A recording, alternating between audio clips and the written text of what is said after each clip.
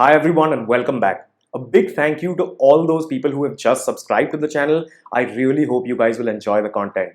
I recently asked people over on Instagram what they would like to learn about, and I got a lot of responses about the basics of real estate and the basics of investments. So today I thought of putting all these resources together to give you a comprehensive beginner's guide to real estate with the help of some personal finance and investment concepts. So today we're going to talk about why one should even consider investing in real estate in the first place, the different ways that you can earn from a property or real estate asset, how you can become an investor in real estate, and some drawbacks or things to watch out for beginner investors.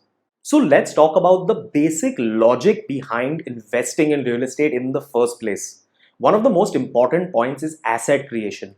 When you purchase a property, you buy something valuable that can help you earn and also possibly increase in value over time.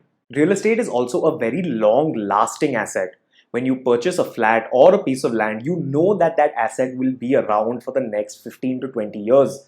Because real estate is a long-term asset, its value is recognized and it can also be something to borrow against in times of an emergency. A lot of banks in India give loans against property, and if you find yourself in such circumstances, having a valuable asset can be of help in a time of need. Another important point and reason to invest in real estate is diversification. Over time, you have to create a basket of different financial products, but physical assets tend to form an important part of this basket. It's the same logic people use when investing in gold, as these physical assets are seen as separate from the entire ecosystem of financial products we see today, such as mutual funds, bonds, stocks, which are also now primarily digital. So now let's talk about how one can earn from real estate as an investor. There are two main ways that one earns here. The first is price appreciation, where you buy a property and its price increases over time. And the second is rental income, where you lease out the property and get paid every month for its use. Now, these two ways of earning also relate to the concept of financial freedom because they involve the process of wealth creation and passive income. Price appreciation has been a big driver for real estate investors in the past, where if you bought a property or a piece of land in a new or developing area, its price would increase a lot in the long run and your wealth would increase with it. On the other hand, if you choose to rent out a property once you have a tenant set, you don't really have to do much work day to day, and this becomes a source of passive income for you. Over time, passive income like this, whether it's rent from a property or even dividends that you get from shares, can help cover your expenses and help you move towards financial freedom because you don't have to be reliant on your job for sustenance anymore. On the other side, the rental yield, that is the return you get by renting out your property, can vary a lot depending on the kind of property you purchase. For residential properties, the rental yields across cities in India have been quite low, with returns being close to 3 to 5% per year.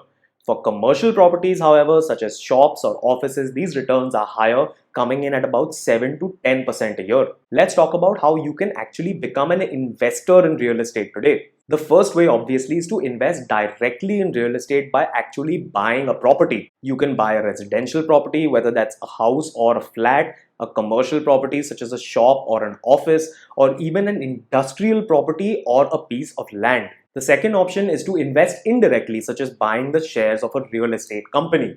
There are now also financial products based on real estate that are becoming popular in India. One of these options are REITs or real estate investment trusts. A REIT is a rent-earning real estate portfolio, usually consisting of large office parks with corporate tenants, that is listed on a stock market and created in a way to distribute the rental income to investors. Through a product like this, you get to invest in a premium real estate portfolio that's already rent earning without a lot of the work associated with buying an actual property. The minimum investment in a REIT is also much lower than what you would be investing to actually purchase a property. Another new option for investments is fractional ownership, where private companies and startups sell you a small fraction of a pre-leased or already rent-earning property. However, as compared to a REIT, this is not listed on a market and it's done through private ventures, so the level of risk can be different. As a beginner, someone who is new to finance and the world of investments, real estate will probably not be the first investment you make in a lot of cases and for a lot of valid reasons.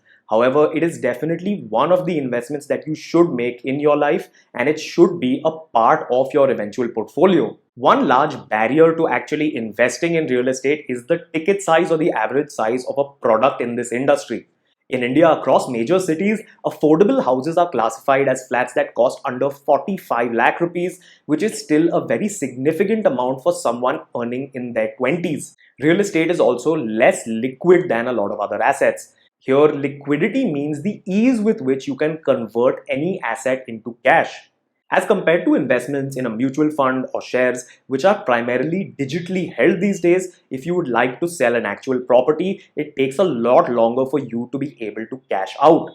Another important point to note is that there are costs associated with being a property owner. You may have to pay property tax and maintenance along with other incidental costs like brokerage, stamp duty, and registration when you are buying or renting out a property. Over time, the goal for anyone looking to start investing is to make a diversified portfolio of different kinds of financial products and assets. This is a long-term process and may take you years, but starting today and knowing about these concepts is what will take you further in this investment journey.